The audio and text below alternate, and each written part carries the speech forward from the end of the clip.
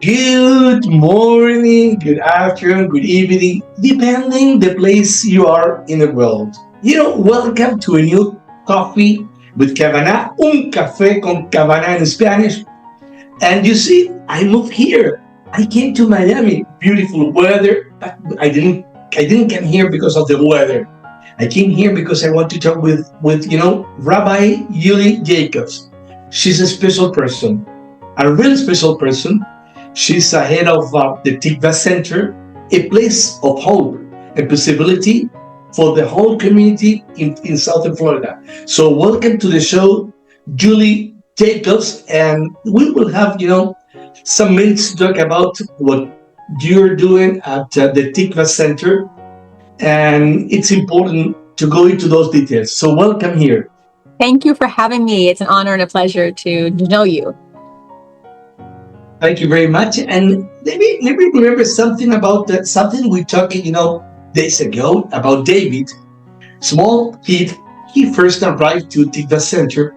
He barely spoke, and no social interaction with other kids.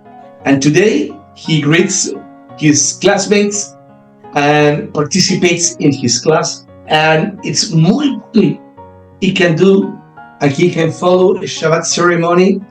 So, what made this transformation possible to have a kid in this condition now? So, David, and like many of our children here at the Tikvah Center, have so many gifts. They have so much to offer, and in our world, we don't do a good enough job at figuring out how to know these children, accept them, and learn from their strengths.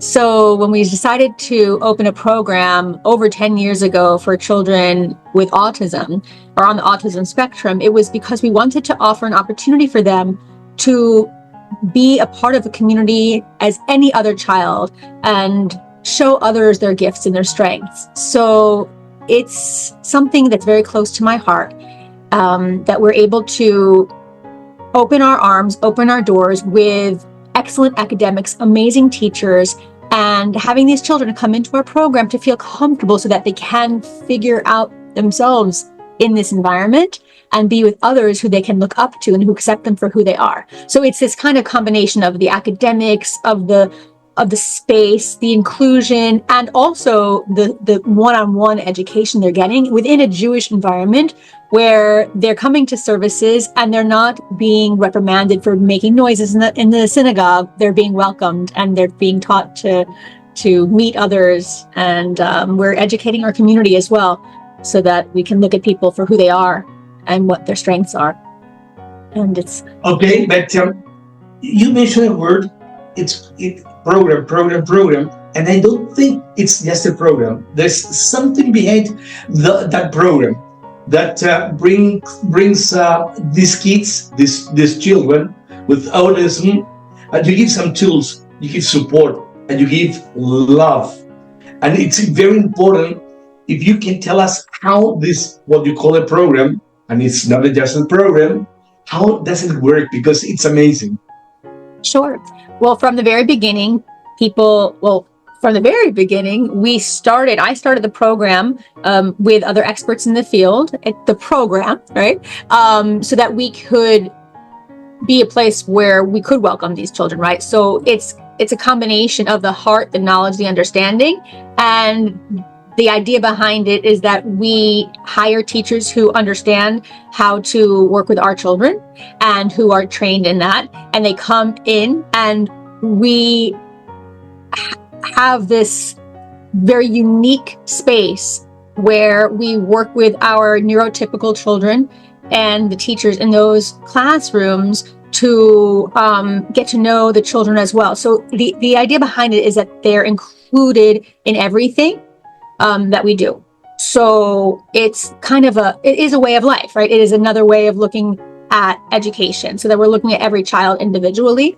And then throughout their bar mitzvah, when they get married, we're going to be a part of their lives moving forward. So this particular Tikvah Center, as part of an overall Center for Jewish Life, is a piece of the puzzle, per se, right? It's a piece of what we're doing for our community, which is really educating others about human behaviors and how the brain works. So it doesn't ever seem like it's something apart from anything else. It seems like it's a piece of what we're doing to help others who might not get that assistance. So if David comes in, he's evaluated right away with his family. They look at his strengths, they look at the areas where he needs more support, and they start from there, and they kind of come up with the parents what the goals are academically and socially. They write a plan for this child, and then he is followed all these years, and the goal is to have it so that when he graduates from the program, that he's able to be in as close to an inclusion setting as possible, so that he feels comfortable in any educational environment. Now it's complicated, because then you have to find something later that matches what we do. So often they finish that, and it's like, where do we go? So the idea is that we want to expand and we want to grow so that we can accommodate the children for a longer period of times. We'll find that a child will finish 5th grade, let's just say, and come back and be able to do a bar mitzvah, and then come back and be able to God willing, get married and have a wedding, and they're part of the community, right, like everybody else. So my 24-year-old was one of the first graduating class of this particular program, ended up doing a bar mitzvah, is working at a hotel now. And they told me he wouldn't be able to read and write when he was 2 years old. Let me go to that detail, please, because that's something that really, it's part of your life. You also have a one or two? Two children on the autism spectrum. Okay. So it's important to tell the audience that from your personal experience also, you gave us a really good experience. Now your son is working in the hotel, and he went into all these steps in order to be, a valuable person for the society, and also in a Jewish environment. So he did his bar mitzvah. He go into all the other, communities activities. So, how was your experience with your 2 cents about this one? I think my children changed my life in the way I see how the world works, and especially in Judaism. So it's really hard to label things, right? Because then once you give someone a label like autism, you're limiting them. So the idea is to try to figure out how to see the world through somebody else's eyes. The way I might learn something might not be the way you learn something. And so if I say something to you, and I use my words, you might need for me to draw a picture, right? So to really understand how another person navigates the world is something that we don't often pay attention to. We think about ourselves. We think about, how am I going to get through this? So as a parent in general, parenting is hard. We don't really know. We get children and we have to figure out what to do, and we do the best we can. With children who have different learning needs than what we would do, even more so, right? We have to figure out how they operate. And so because my husband and I decided as a team that we were going to try to figure out how to help him be successful for whatever that means to you in this world. Yes. For my child was to be self-sufficient, to be able to, figure out money, and sometimes we don't have that. Sometimes for a goal could be for a child to say hello to somebody else, to make eye contact, to shake somebody's hand. We all have different goals, and maybe when you have to kind of aim high, or else you really don't know what to expect, because had I listened to maybe some of the professionals and I don't say I pushed my eldest son. I think that we embraced his needs. We embraced everything that we could, and we looked at everything as a strength. And in Judaism, we teach from strength to strength. So the whole concept in using the Jewish values as parents is something that we really just stuck to. We decided we're going to go to the basic value, shalom bayit, keeping peace in the house, education, and that every child deserves an education, and every child needs to be taught in their own way. And we just pushed that. And so we decided to start that in our Jewish community I've been here for 20 years. So I didn't start right away because you don't come into a new place and say, I need a school for my child. He was in the public school system. But people kept coming to me and saying, how can you help? What are you doing for your child? I too have a child who learns differently. I too have a child with exceptionalities or different abilities. And what can we do for our community? There wasn't a lot here. He was in the public school system. So my daughter, who was 2 years younger, who's not on the spectrum, was in school here, but my son was not because they didn't have something for him. And so the idea was, how do we have it so that people who have more than one child don't feel that one child is included and one child is not? And we moved from there. So the experience for me and my two boys, so one is 24 and one is 13, he's a twin, are completely different like everybody, and they have completely different needs. So one has learning disabilities, one is a savant, but both social challenges. But the Jewish community and community at large is such an important tool that we have to be able to teach our children how to be in a community. If you have a community who understands their mission and their vision, and you have a good relationship with them, they will embrace you. So when the pandemic really was a struggle because you're by yourself, you're isolated. But when you come back to community, that's where the children learn to be with others. And so you have to kind of show people, just open their eyes too, and say, just because this person doesn't do something your way, doesn't mean that you can't figure out a way to communicate with them.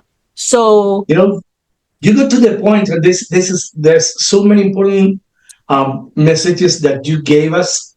And one, it really went to my heart, is that it's not only because of the kids that are in the spectrum. It's if you go and see the world not in your personal eyes, if you see the world and their world, and I'm talking about everybody, in the other eyes, that's very important, because in that case, there's not much conflict between two people. So you are very open to see the world in different things. It's not the meaning of I. It's the meaning of we. And that will be very different. And the other message, which is really important, is about the community. When you go back to the community, and the community understands what's happening, and they're open to gather different, I would say, different kids, or the way they see the life and being Jewish in a different way, but the community is able to open their doors to include them in the services and all the activities, is so amazing. So it's wonderful that you at the Tikvah Center are doing this kind of things, because you're showing an example for not only for Jewish communities around the world, it's for communities to really open and to see these kids in a different way. Be open. You need to think the way they are thinking. It's not I, and how I will challenge this situation. And it's not a situation. Sometimes it's a gift, because you're very open. You're very open to see things in another way. And I love that one. But let me go into another detail, because you have a really innovative methods about small class sizes, and ensuring individual attention. That's very important. And the use of visual supports and structured routines. Let me go, and if we can talk about, I would say, the technical details, how you have gained the expertise about teaching and dealing with kids with autism. Well, for me, it's personal experience, right? I was in a conversation recently with a few experts, educators and executive directors of the community in autism. And they said something to me. There's, a parent knows so much, right? And we know our children. And so with tools I learned from other experts along the way in the past 20 years, I was able to figure out, what is needed. Now, I'm not the expert. I'm not the teacher in the classroom right now. I'm the one who kind of oversees the the center, but our teachers who are trained in this particular way of teaching. There are many different kinds. There are many layers, because what works for one child, what might not work for another. So there are these specific ways, for example, ABA therapy, applied behavioral analysis, where you're measuring the way a child does something several times the same way, so that by the time they accomplish the task, you check it off and say, that's done. Usually a reward is given, but the children have to be taught, this is jump, this is jump, this is jump, show me jump, try it again, okay, and until they get that goal. So that's one little tiny way of teaching a child on the spectrum. For me, it was learning from therapists, occupational therapists, speech therapists, a physical therapists, how to help my child, and then it translates to others. So every child is different and needs different things. That said, there are very specific ways to accomplish certain goals that are in this type of education. So my expertise is really from experience and from learning with the therapists and having them come to my home to train me, and my husband and our child, and going to the grandparents, right? That we're supposed to also, the mini communities are supposed to learn how to do it too, so that we can be better. So it really is a community effort. Really, and talking about the future, and this program is viewed by many people around the world. What is the message for the future of the Tikvah Center? What are your needs? I mean, if you can tell us, and it's important that a lot of people will listen to this message, because you are helping you're doing, first of all, you're doing such a great work, but also you're helping the community. What is your main need for the future? The need for the future is for people to be open to learning and to accept others for who they are. The need is for other institutions to open their doors, because the rate of children with special needs is growing faster than ever, and so many children are growing up with special, I don't want to say even special needs. They're different, and but we're going to see it more and more, and we have to figure out a way, especially beyond places like the Tikvah Center and places of employment, opening the doors to look at the gifts and the strengths that these people have, so that they know, oh, that person can do this, and I can bring them into my community, and I know how to work with this person. So it's really saying to other congregations, community centers, schools, you can have children who learn differently in your school. It is possible. It is great for all the children, especially the neurotypical children who are learning how to be people, who are learning what it is to listen, learning what it is to look at other behaviors and to not let it bother them as much, to kind of develop friendships and mentorships and support systems. And it really, I think the world needs it more than ever, this understanding of acceptance and not being judgmental, and that the brain works differently in every human being. So if we can start, even in our small schools, to say, this can be done, it can be successful, families can learn from each other, and these children have a safe space to develop. That's what we need, a safe, nurturing, loving, academically challenging and rigorous also can be. All kids need it, they get it. It's individualized learning. So I think that the message is for people to really try this if they want, and they want to call and say, how did you do it? How do you start? We started with 2 children we had a school already, a typical day school, and we had 2 children with 1 teacher, because we needed a pilot program, because people are afraid. They're afraid to take a risk. They're afraid to try something new. And a lot of people think that because there are children who have different needs, their child is not going to get what they need. It's just not true. It's been proven. There's scientific evidence, and they've done all of these,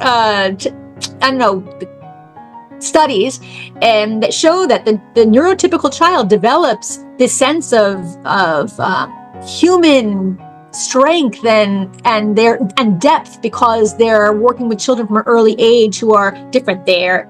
So it's so special, and we need it. We need our world to be an understanding world, and we need to recognize people's strengths and to help them when they are struggling.